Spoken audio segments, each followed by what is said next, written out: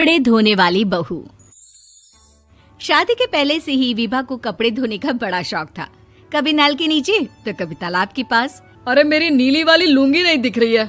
विभा की अम्मा, कहाँ रखी है लुंगी? अरे वो तो विभा ने परसों ही धोकर रखी थी आपकी अलमारी में, देखो वहीं होगी।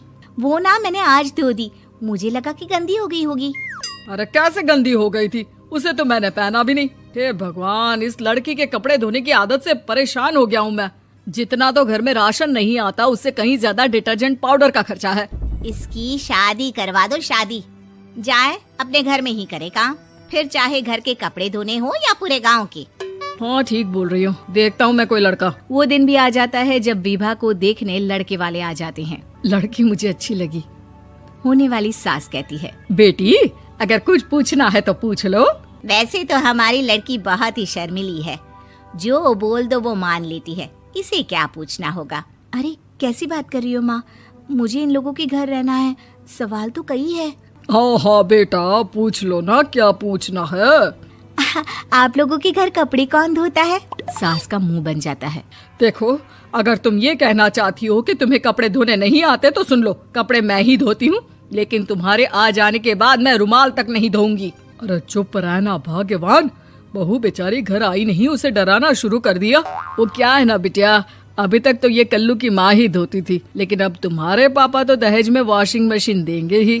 तभी विभा की माँ बोल पड़ती है, सवाल भी पूछा तो क्या। वैसे भाई साहब, मशीन की तो फिर भी कपड़े धोने की कैपेसिटी होती है। मतलब जो बिटिया दे रहे हैं ना विभा, इसे कपड़े धोने का बहुत शौक है। ये आप लोगों के क्या, आस पड़ोस गांव मोहल्ले सबके कपड़े धो दे और उफ तक ना करे।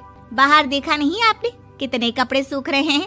सब हमारी बिटिया ने ही तो धोए हैं। बस भी करो ना माँ, शर्म आ रही इतनी तारीफ सुनकर। और तो और एक दाग निकाल कर दिखाओ तो मान जाओ। हाँ अच्छा अच्छा, माफ करना बेटा, मैंने गलत समझा।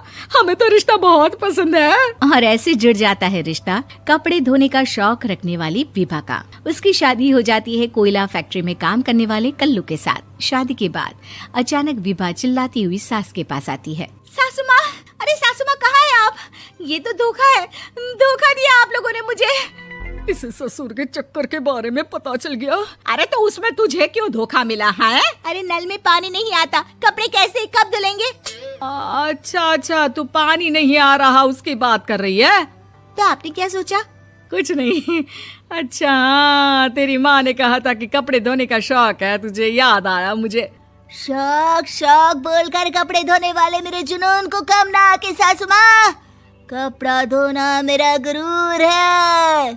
तभी पति भी वहाँ आ जाता है। अभी अभी मैंने इसे सनी देओल की फिल्म दिखाई है, उसी के डायलॉग मार रही है माँ। अच्छा सुन, साफ साफ बता रही हूँ, पानी सुबह 4 से 6 और शाम को 10 से 12 आता है, समझी?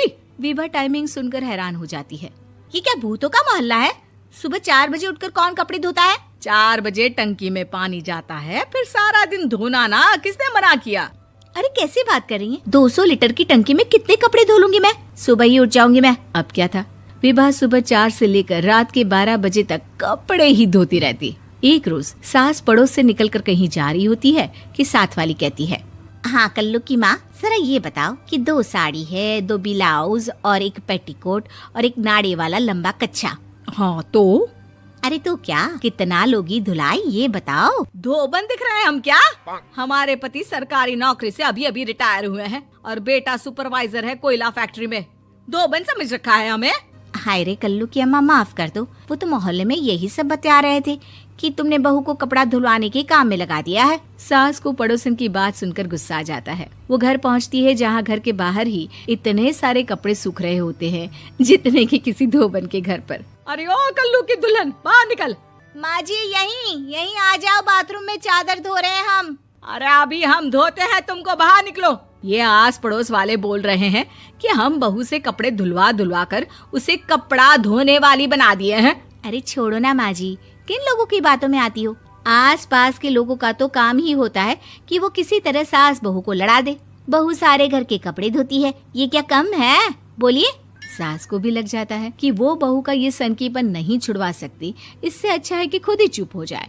एक रोज सास और बहू मंदिर जाते हैं, जहाँ सास की साड़ी वहाँ खड़ी भीख मांगने वाली से मिलती है। माँ जी क्या बात है, आपकी साड़ी उस भिखारन से कितनी मिल रही है ना? हाँ हाँ देखो तो, दोनों की साड़ी मिल रही है। क्या बात है कल्लू की अम्मा, तुम खुद को तो अफसर की बीवी बताती हो और ऐसी सिंपल सी प्लेन साड़ी पहनकर घूमती हो। सिंपल और प्लेन नहीं है ये साड़ी। तो क्या सोने के धागे से फूल बने हैं? कुछ भी सासू माँ, कुछ भी। हाँ बने थे इस साड़ी में सोने के धागे से फूल। मेरे पति लेकर आए थे मद्रास से स्पेशली मेरे लिए 10,000 की। ताहे भाई साहब इस भिखारन के लिए भी सेम टू सेम साड़ी लेकर आए होंगे 10,000 की। सास उस वक्त तो कुछ नहीं कहती, लेकिन बहू के साथ घर आती है और अलमारी से एल्बम निकाल कर लाती है। ये साड़ी देख रही है, ये वही साड़ी है जिसे मैंने अभी पहना था। इस साड़ी में ये जो चमकदार फूल दिख रहे हैं ना, ये सोने के धागों से काढ़े गए हैं।